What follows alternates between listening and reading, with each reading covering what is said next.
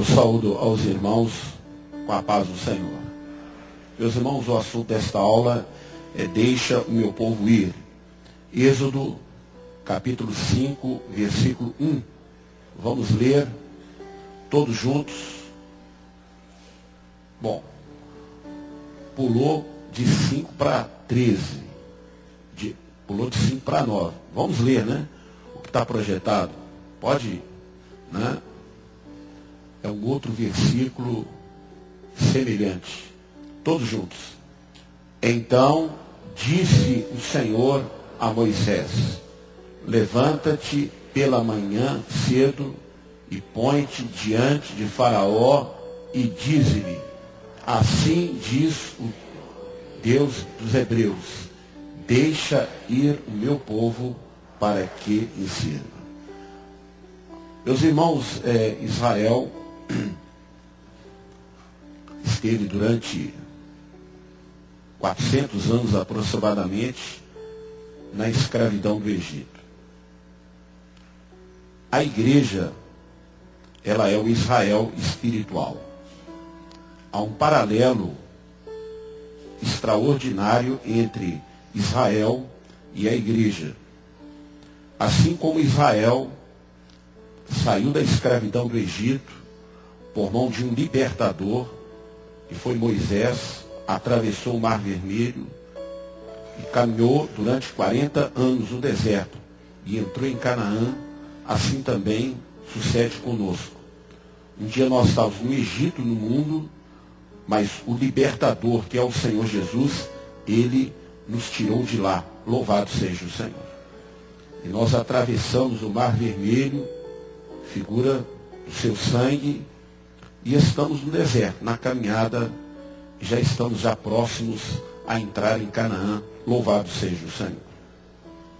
Quando você fala de Egito, você está falando de culto aos mortos. E quando você fala de Israel, naturalmente espiritual, o que importa para nós é o profético, você está falando na luta pela vida. Israel não tinha como sair daquela escravidão, porque os egípcios eram altamente preparados, a nação mais poderosa que existia naqueles dias. E tudo que havia no Egito, a religião dos faraós e tudo mais, girava em torno da morte. Então, a religião dos faraós era a religião dos mortos. Então, o que eles faziam em vida era preparar os seus túmulos para serem enterrados, ou para serem mumificados ali. Eles não eram enterrados, eram mumificados, colocados ali nas pirâmides, e ali eram colocados barcos, armas e riquezas, né? Era colocado alimentos, era colocado tudo lá dentro, porque eles pensavam que iam se levantar numa outra vida para lutar as mesmas guerras que eles lutaram, né? Quando eles eram vivos.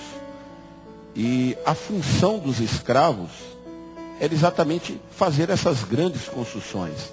Então Israel construía cidades e também ajudou na construção das pirâmides, a tal ponto que Anwar Sadat, quando ele fez um convite para o primeiro-ministro de Israel, Menachem Begin, a Israel, e ele fez o convite, falou: não, vem aqui no Egito para ver as grandes pirâmides, as grandes construções que nós temos aqui.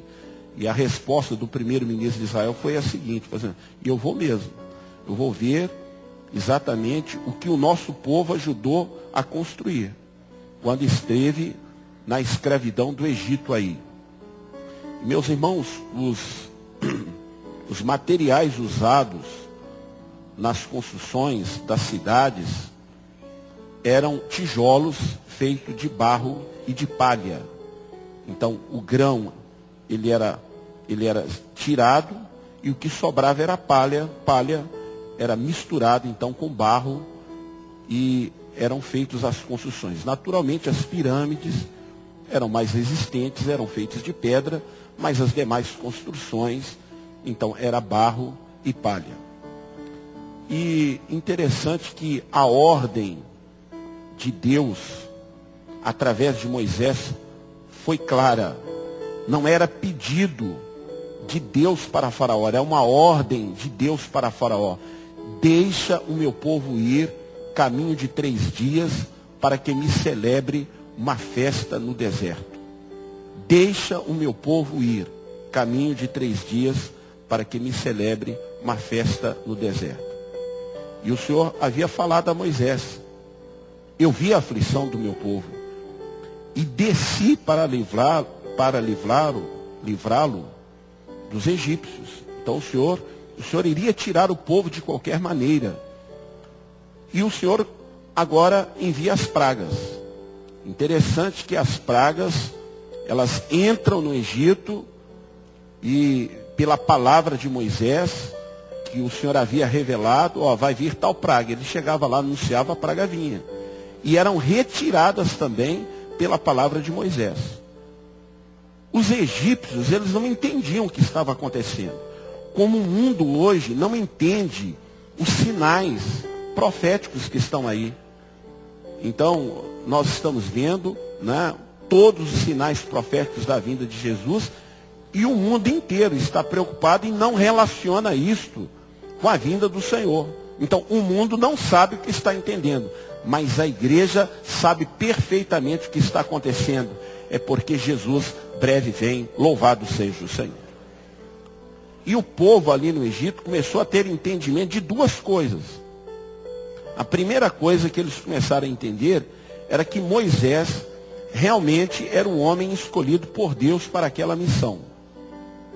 E quando as maravilhas ali no Egito, as pragas, os sinais começaram a se multiplicar na terra do Egito, então o povo começou a entender o seguinte: nós vamos sair mesmo. Então está chegando a hora da saída, agora não tem mais volta, não tem mais retorno, não tem como ficar mais no Egito.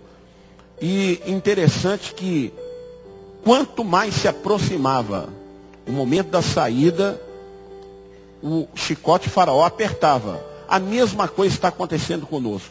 A luta está aumentando cada vez mais. Mas nós temos o escape. Não é para a direita, não é para a esquerda, não é para frente, não é para trás. O nosso escape é para cima. Quando a trombeta soar, a igreja vai ser arrebatada. Então, o chicote de Faraó, ele está aumentando, meus irmãos, cada vez mais. Quanto mais se aproximava exatamente o momento da saída, então a luta aumentava cada vez mais. As maravilhas, elas se multiplicavam na terra do Egito. O interessante é que as maravilhas não serviram para os egípcios. Nenhum deles se converteu, nenhum deles saiu do Egito por causa de nenhuma das maravilhas, mas serviu para Israel. Então os sinais, eles estão aí, é para a igreja fiel. Então o Espírito Santo está preparando um povo exatamente para a saída. E o grande sinal para a saída do povo não foram as pragas, não foram os sinais, não foram as maravilhas. O grande sinal para a saída do povo do Egito foi o sangue na verga e nas ombreiras das portas. Meus irmãos, o grande sinal da saída nesta hora é exatamente o poder do sangue de Jesus. E muitas vezes, alguns perguntam assim desta maneira: o clamor pelo sangue de Jesus. Muito bem, o Senhor revelou esta doutrina para nós. Por que o Senhor não revelou essa doutrina lá no início da igreja? Para Pedro, para João, né? Para os demais apóstolos, para Paulo. Por que o Senhor não revelou? Eles falam no sangue de Jesus, todo o evangelho ele é baseado exatamente no sacrifício do sangue de Jesus. O sangue de Jesus está profetizado desde lá, o Velho Testamento, em muitos lugares, e no Novo Testamento também. Mas por que eles não alcançaram isso como doutrina? O clamor pelo sangue de Jesus, como nós alcançamos? Porque Lutero não alcançou.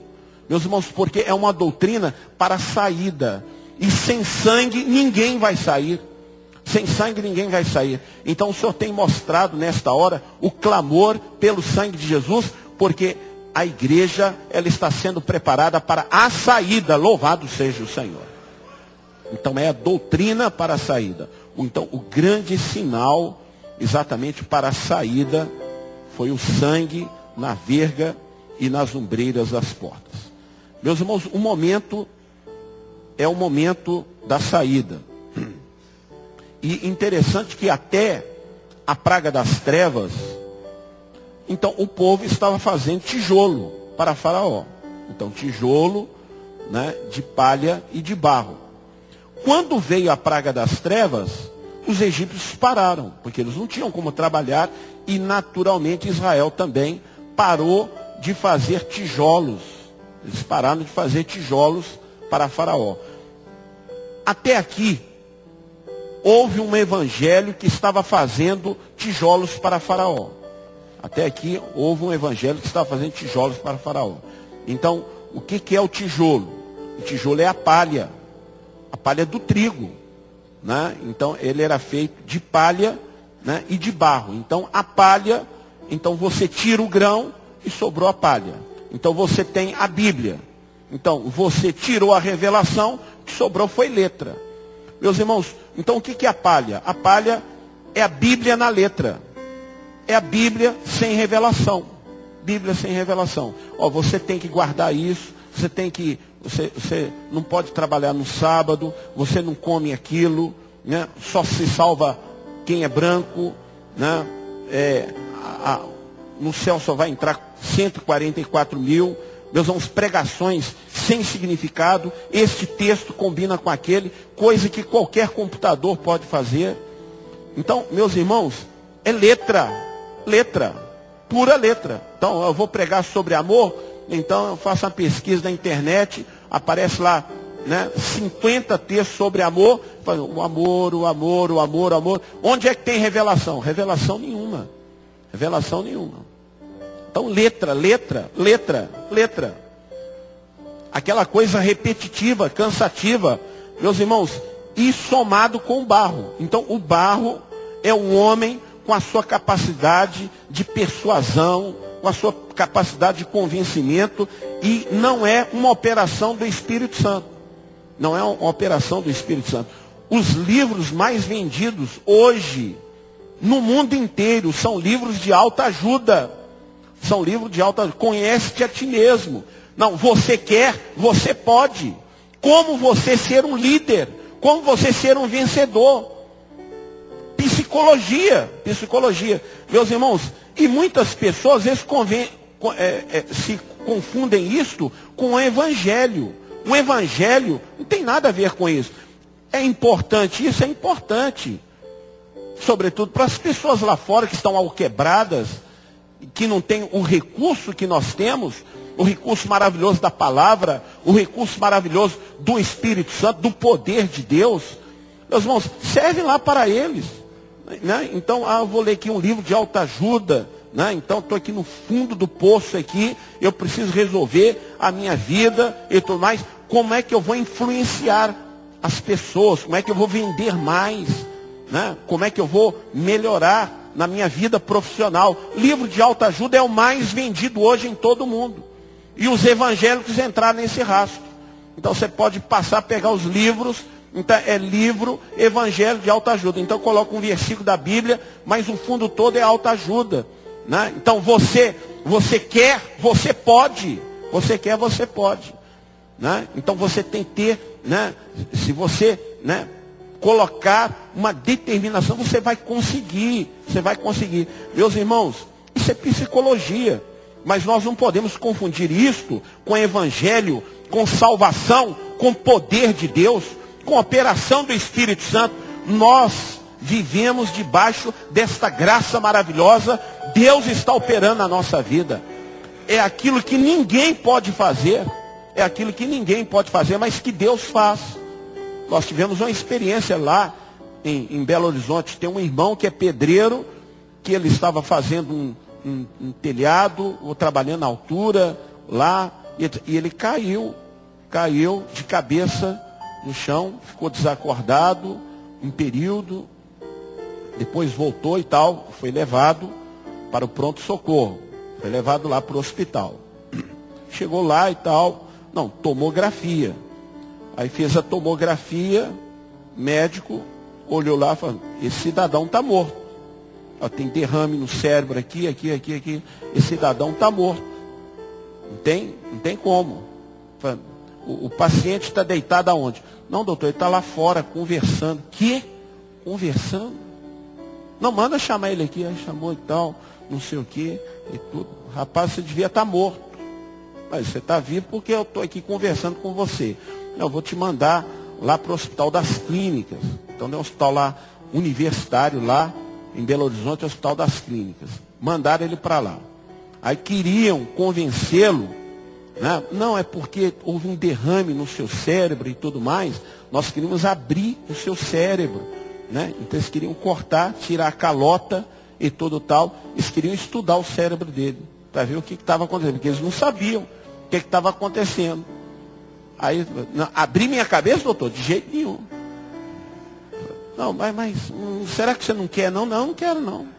Quero não. Falei, então vamos fazer o seguinte, vamos fazer uns furinhos aqui, ali e tal, aspirar o sangue. Tudo certo. Não, tá bom, isso aí eu concordo. Então vamos marcar aqui para você vir aqui, tudo tal. Quando ele chegou lá, tinha mais de 30 médicos. O corpo de médicos lá, todo mundo parado por conta dele. O cirurgião-chefe falou assim, o paciente vai chegar na ambulância, ele estava com tomografia na mão. O paciente vai chegar de ambulância quando, hein? Não, doutor, ele está vindo de ônibus. Que? Está vindo de ônibus? Tá vindo de ônibus. Aí com um pouco chega o irmão lá, né? E tal, não sei o quê, e tudo. Rapaz, você é um milagre na medicina. Não, o que está acontecendo com você é um milagre na medicina. Aí tá bom, aí vamos fazer tomografia. Aí quando foi ver, eles estavam conectados em tempo real com os Estados Unidos, com a Europa, com o Japão, com todos os centros médicos do mundo, porque todo mundo queria conhecer, saber o que estava acontecendo. Fizeram a tomografia em tempo real, falaram, esse aí está morto. Ele não, ele está vivo, ele está aqui na nossa frente. Ele está falando, conversando, não, ó, a tomografia está mostrando que ele está morto. Não, ele está vivo, está vivo. Aí eles só fizeram os furinhos, aspiraram, o irmão está lá de pé e deu testemunho. Falou, estou de pé, é porque Jesus é o meu Senhor, louvado seja o Senhor. Falou para o mundo inteiro, Meus irmãos, isso é evangelho, isso é poder de Deus. Não é simplesmente convencimento, poder de convencimento, não é palha. Nós estamos vivendo o poder de Deus, louvado seja o nome do Senhor. Então, a praga veio, a última praga veio e a ordem de Deus, deixa o meu povo ir. Caminho de 3 dias. Meus irmãos, por que caminho de 3 dias? Porque 3 dias era o suficiente para o povo sair lá da terra de Gozém, ou Gósen, e chegar ao Mar Vermelho. E durante aquele período de 3 dias, também Faraó não ia atrás. Por quê? Porque Faraó tinha que enterrar os seus mortos. Os mortos ali no Egito não eram enterrados no mesmo dia. Então tinha todo um processo de mumificação que era muito bem elaborado. As múmias, elas têm até hoje aí, né, nos museus arqueológicos e tudo mais. Então aquilo demandava um tempo. Então enquanto o Egito estava chorando e enterrando os seus mortos, Israel estava indo embora. Caminho de 3 dias. Caminho de 3 dias era o suficiente para eles chegarem ao Mar Vermelho. Quando o Faraó terminou de enterrar os seus mortos, meus irmãos, eles foram atrás. Faraó foi atrás. Interessante que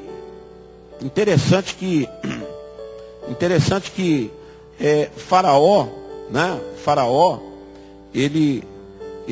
A ordem do Senhor para a saída do povo é mata o cordeiro. E como o cordeiro. Meus irmãos, o segredo é exatamente esse. Então é sangue na verga e ombreiras às portas e comer o cordeiro dentro de casa assado. Então é sangue e corpo. Sangue e corpo. Essa doutrina de sangue e corpo, ela atravessa a Bíblia inteira. Aí vem lá na frente o Senhor Jesus, isto é o meu corpo, isto é o meu sangue. É o Novo Testamento no meu sangue. Nós vamos, é corpo e sangue. Corpo e sangue são os dois elementos fundamentais do Evangelho. Corpo e sangue. Corpo e sangue. Então, a igreja é o corpo de Cristo. E o sangue é o Espírito Santo. O Espírito Santo vai levar a igreja ao encontro do Senhor Jesus. Meus irmãos, isso é profético.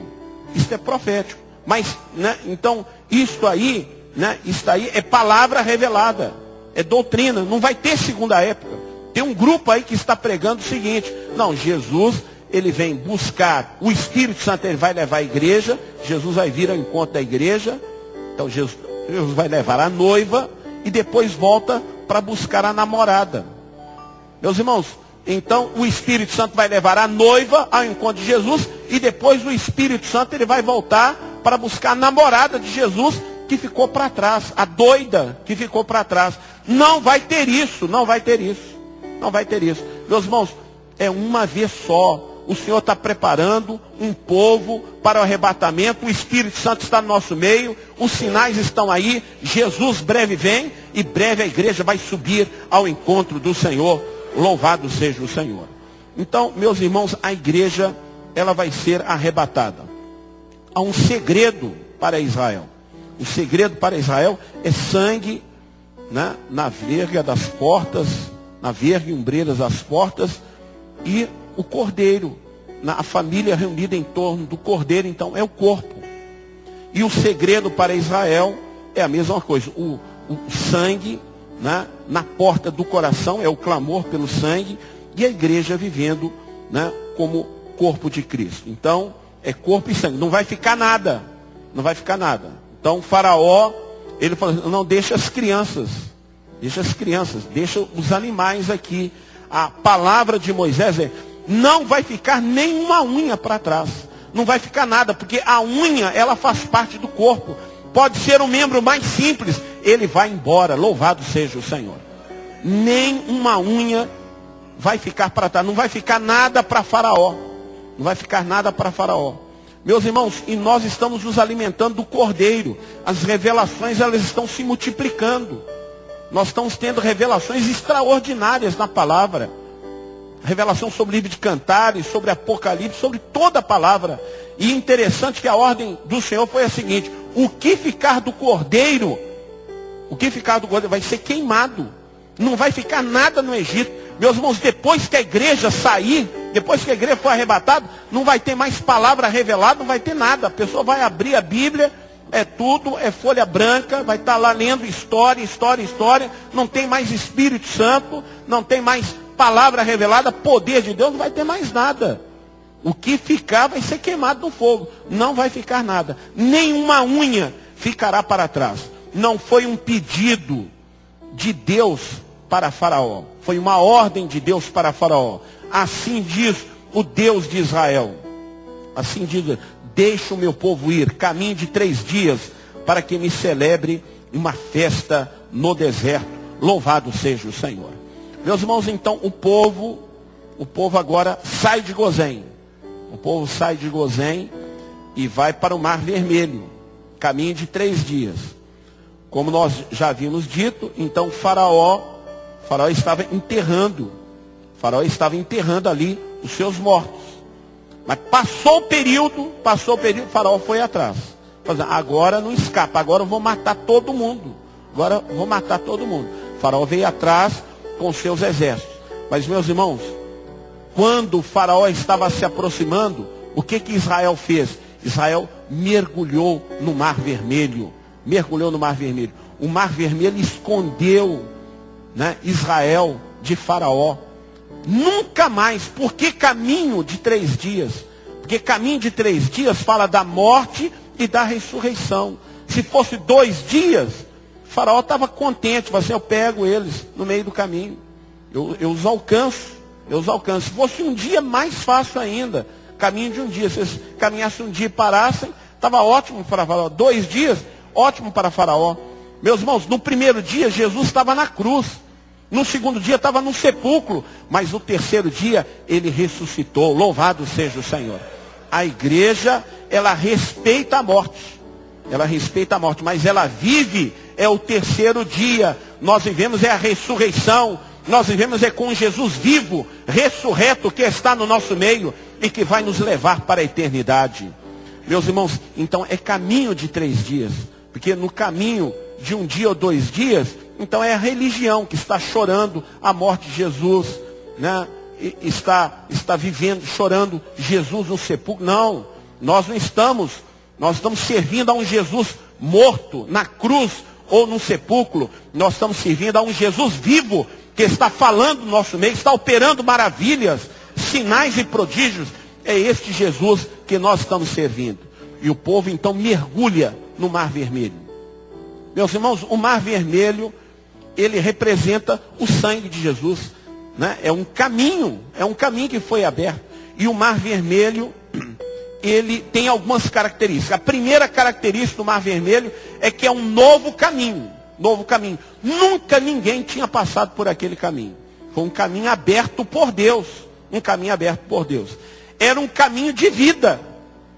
Era um caminho de vida. Não era caminho de morte. Morte para os egípcios. Porque o sangue de Jesus, que dá vida para a igreja, é morte para o mundo. Mas para nós é vida. Então é caminho de vida. É um novo caminho, é um caminho de vida, é um único caminho, não tem outro caminho. Além de ser novo, é único. Não, eu quero ir por outro caminho, não tem outro. Não tem outra. Eu sou o caminho, a verdade, a vida. Ninguém vem ao Pai a não ser por mim. Se você quiser passar por outro lugar, por Maria, por Pedro, por João, por Tiago, não vai chegar lá. Não vai chegar lá. É só por Jesus. É o caminho de poder. Porque o poder de Deus estava segurando as massas de água. Meus irmãos, foi neste caminho que Paulo se converteu. Foi neste caminho de poder que Deus nos alcançou. Louvado seja o Senhor. É o caminho de poder. É o caminho de poder. E a última coisa interessante do Mar Vermelho é um caminho sem retorno. Quem entra no Mar Vermelho não tem mais volta. Quem entra no Mar Vermelho não tem mais retorno. Você entrou no Mar Vermelho, entrou no deserto. Não tem mais volta, não tem mais volta. Alguns que querem voltar, lá no meio do deserto, né? E por que querem voltar? Porque tem saudades. Qualquer um pode ter saudades, né? Mas voltar, não vai voltar não. Saudade você pode ter, voltar você não vai conseguir. Por quê? Mar Vermelho só se abre uma vez, para quem vai. Para quem volta, o Mar Vermelho já não abre mais. Para quem vai, tem maná. Para quem vai, tem coluna de fogo. Para quem vai, tem coluna de nuvem. Para quem volta, não tem nada. Tem um deserto que mata. Meus irmãos, então, a pessoa pode ter saudades. Voltar, não vai voltar. E se alguém quiser voltar, então a única coisa que vai acontecer é o seguinte, ó. Vai abrir um buraco no meio do chão, né, na areia, e o deserto vai engolir. Vão ficar no meio do deserto. Vão ficar no meio do deserto. Meus irmãos, é um caminho sem retorno. Nós estamos num caminho sem volta. Um dia você aceitou Jesus, um dia você recebeu a obra do Espírito Santo, e agora o caminho é para frente, para a eternidade, até chegar às mansões celestiais.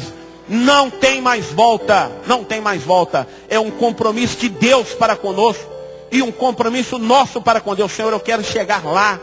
O deserto não é o nosso caminho. Não é a nossa parada, não é a nossa casa. Canaã celestial é a nossa casa. Louvado seja o nome do Senhor. Deixa o meu povo ir, para que me celebre uma festa no deserto. Meus irmãos, Faraó morreu, né? Os exércitos de Faraó, né, foram engolidos ali, né? Os exércitos de Faraó foram engolidos ali no Mar Vermelho. Mas Israel saiu do outro lado. Moisés, Miriam, né, o povo glorificou ao Senhor pela grande vitória. E agora era a caminhada no deserto. Deixa o meu povo ir, caminho de 3 dias, para que me celebre uma festa no deserto. Meus irmãos, nós estamos vivendo nesta hora, profeticamente, a festa no deserto. A festa no deserto. É o fogo de noite.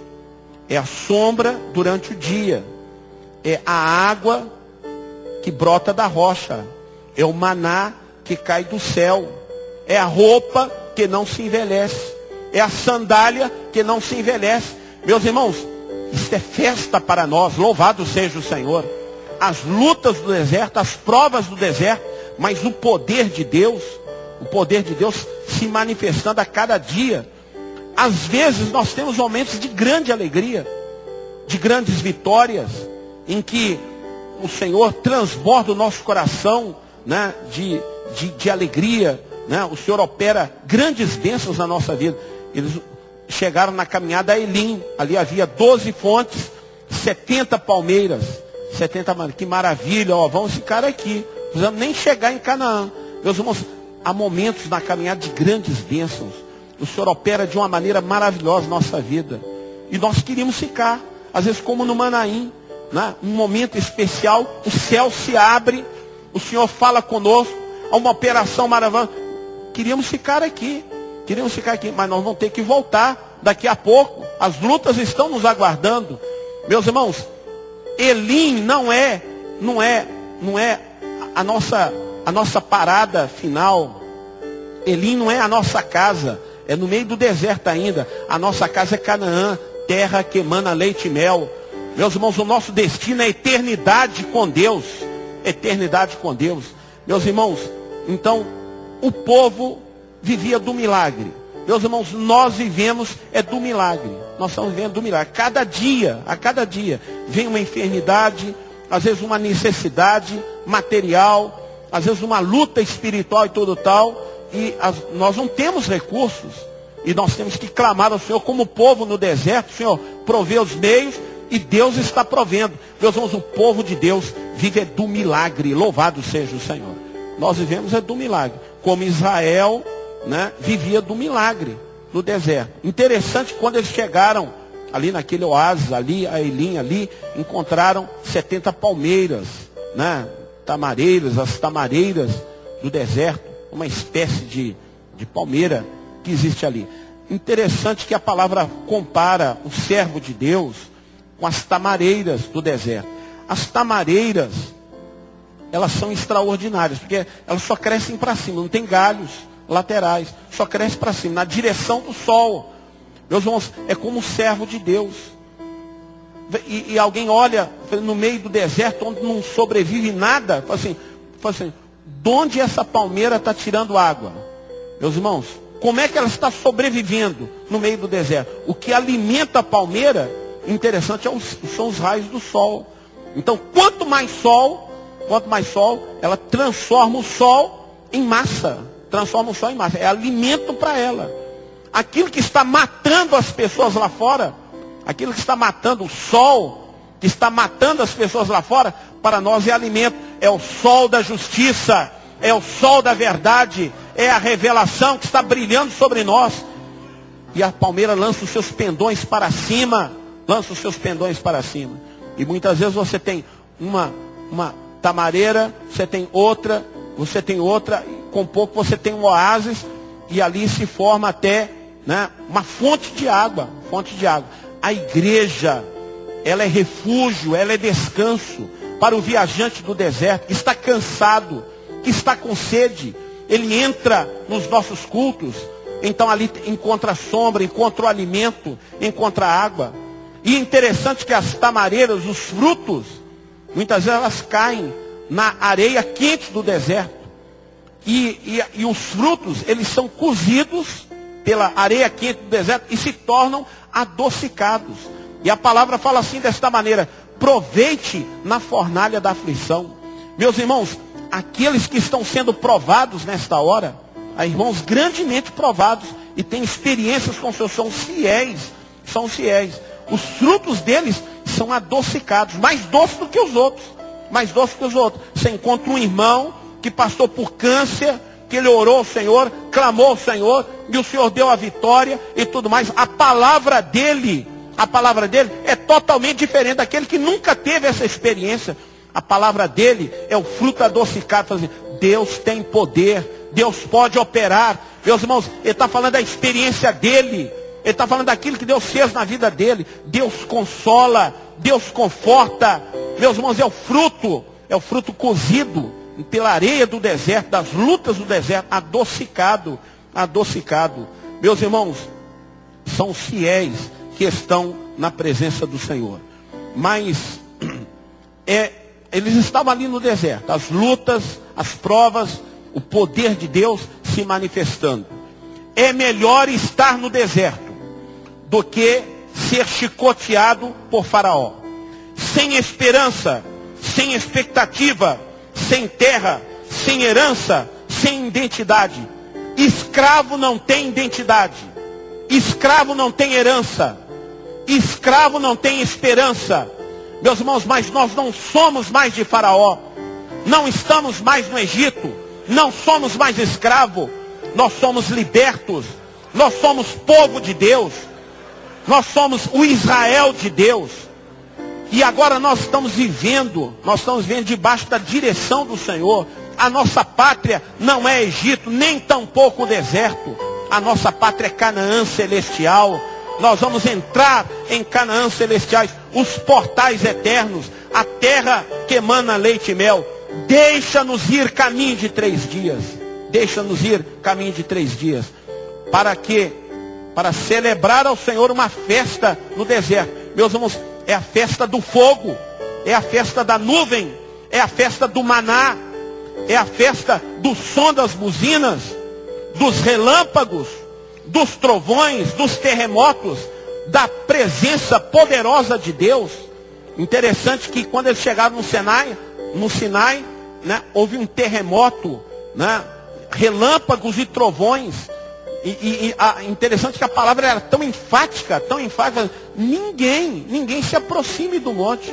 Porque quem se aproximar do monte será seteado. Havia anjos ali com flechas e tudo mais. Mas aquele local ali, um local santo. Ninguém entrava ali, homem nenhum, animal nenhum e tudo mais.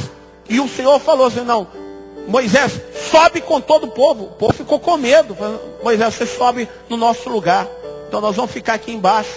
Você sobe no nosso lugar. Então Moisés recebe os mandamentos do Senhor e depois desce. E interessante, quando Moisés desceu, o povo fez um ídolo para eles. Um bezerro de ouro ali. Então Moisés quebrou as tábuas e tudo mais. Mais adiante, Moisés sobe novamente. Você ficou nervoso, quebrou as tábuas, tudo tal. Pode fazer segundas tábuas e tudo mais.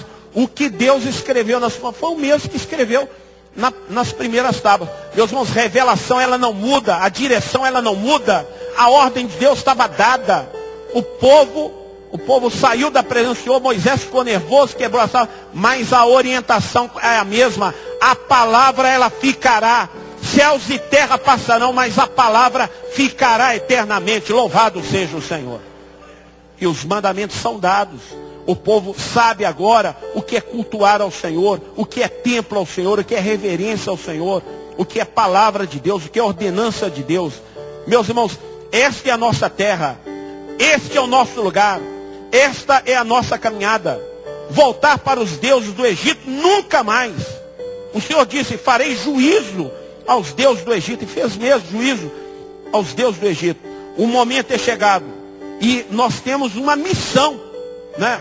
Uma missão, nós temos uma palavra, uma mensagem para o mundo inteiro. E a mensagem é essa: a igreja, ela vai sair. A igreja, ela vai ser arrebatada. Nós não podemos dizer para os outros, não, vocês também têm que sair. É uma opção de cada um. Mas é como os israelitas. Quando eles estavam para sair, nós vamos sair. Você vai, cada um falar com o seu vizinho. Você vai também? Não, eu vou também. Meus irmãos, Israel saiu do Egito. Mas nós vamos levar o melhor aqui do Egito. Nós vamos levar o tesouro aqui do Egito. Meus irmãos, e eles levaram o tesouro do Egito. Eles levaram o melhor do Egito. Meus irmãos, nós vamos embora. Mas nós vamos levar o melhor. Nós vamos levar a fé. Nós vamos levar o Espírito Santo. Nós vamos levar as promessas. Nós vamos levar, né, a esperança de vida eterna. Nós vamos levar tudo o melhor deste mundo. O melhor que há neste mundo é Jesus. e nós vamos ao encontro dele na eternidade. Louvado seja o nome do Senhor.